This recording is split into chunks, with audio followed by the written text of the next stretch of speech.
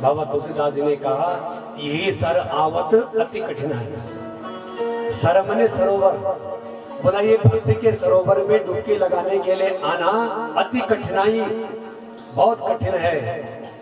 राम कृपा बिनु आए न जाए।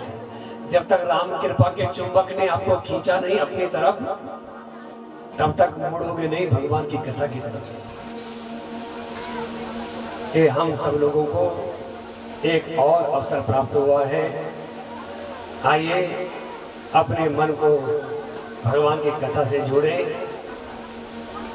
सावधानी से बैठें और कथा का आनंद लें। देखो कथा के लिए मैंने पहले दिन भी कहा था,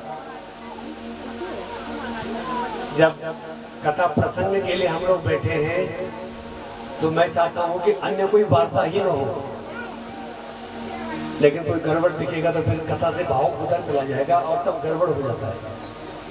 ये कहीं भी हो, सुनो दिन कहा था कथा के लिए जब कथा प्रारंभ हो जाए तो जहां पर जगह मिले वहीं पर बैठ जाना चाहिए। एक अच्छे श्रोता का लक्षण है।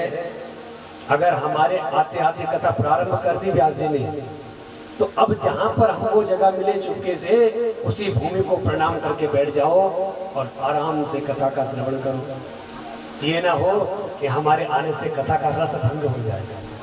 हा? क्योंकि हम भगवान के भक्त हैं तो इस बात का ध्यान रखना है कि मेरे प्रभु की कथा में रस कुछ कम ना हो जाएगा। इसलिए कहीं पर भी जाओ और कथा सुनने के बाद व्यासपीठ यही है, व्यास जी भी यही है, खूब परिक्रमा लगाओ, खूब भेंट पूजा करो। ये तो सौभाग्य है आपका कि 7 दिन तक व्यासपीठ आपके घर में है। हमें प्रयास करना चाहिए कि हम कथा को प्रेम से सुने, श्रद्धा से सुने और फिर देखो आपको लगेगा कि कथा बह रही है। कथा कह नहीं रही है व्यास जी, कथा बह रही है और बहती नदी में जैसे आप डुबकी लगाते हैं और आनंद की अनुभूति करते हैं। ये कथा निरंतर प्रवाहमयी है, कथा निरंतर बह रही है। एक एक शब्द इस आकाश में बहते हुए चल रहे हैं। अब जो जिसको चाहिए उतनी डुबकी लगाओ, जितना आचमन करो, जितना स्नान करो। यदि उस प्रवाह में कहीं अवरोध आता है तो निश्चित रूप से आनंद में कमी आती है। और हमें भगवान के आनंद स्वरूप को कथा में इसी क्षण प्राप्त करना है। इसलिए आइए और अपने मन को कथा में ले चले। हमारी कथा का पावन प्रसंग भगवान बद्री विशाल के चरणों में वेदव्यास जी का पावन आश्रम, सरस्वती नदी की पावन धारा बह रही है और बहुत से शिष्यों के बीच में बैठे हुए हैं सुखदेव जी महाराज शिष्य बन करके वेदव्यास जी के सामने इस भागवती संहिता का अध्ययन कर रहे हैं।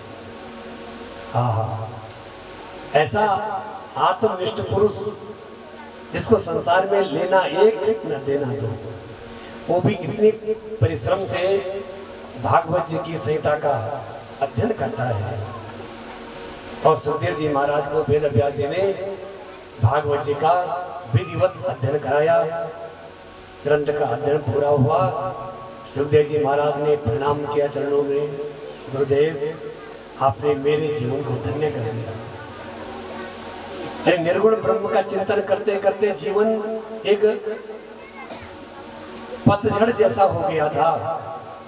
आपने इस पतझड़ जैसे जीवन में बसंत ला करके मेरे जीवन को धन्य कर दिया।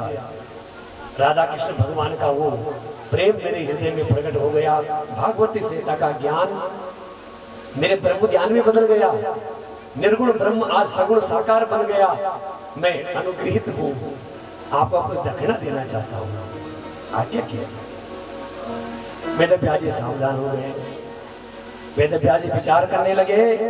अभी तो शिष्य बन करके घुटने टेक के बैठा है सामने, लेकिन मैं जानता हूं ये कौन है। एक बार गया तो दोबारा आने वाला नहीं। इसलिए बहुत युक्ति पूर्वक गुरु दक्षिणा मांगी।